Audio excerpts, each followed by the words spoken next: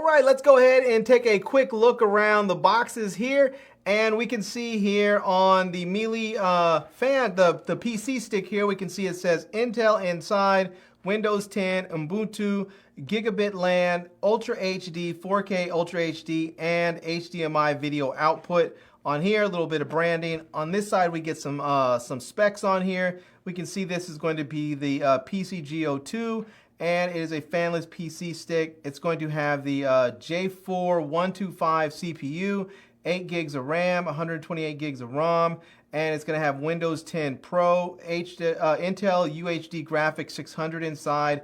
It's going to have dual band Wi-Fi built in, 802.11ac. It's going to have both 2.4 and 5 gigahertz, Bluetooth 4.2, gigabit LAN, and it's going to have two USB 3 ports on there and one HDMI 4K at 60 hertz, and then one 3.5 millimeter audio jack on there. And also, it's going to have a micro SD card expansion slot for storage there. So, all right, looking pretty good. Let's get these things opened up so that we can check them out.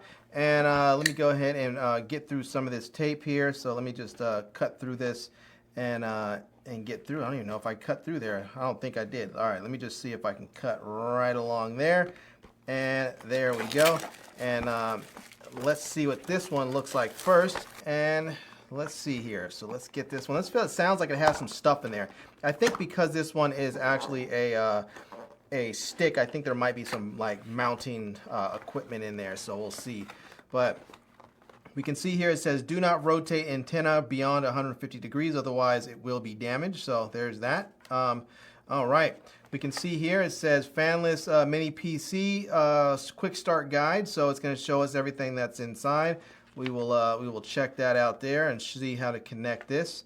All right, and there we go, right up front. That is the mini PC right there. And look at that. It looks like a giant Fire Stick, like a giant streaming TV stick. So yeah, kind of crazy. All right. Well, we have. It looks like we're going to have the charge port right there, which is going to be micro USB, and then the two USB ports right there, and we're going to have the HDMI port there so that we can use that. So, all right, on the back here, we're also going to have it looks like a lock button right there, so you can lock it down, and then we have the gigabit LAN port, and then we have the headphone jack right there. So, all right, let's see what else we get inside of it, and moving on. And I'm trying to get through this stuff quickly since we have two of them.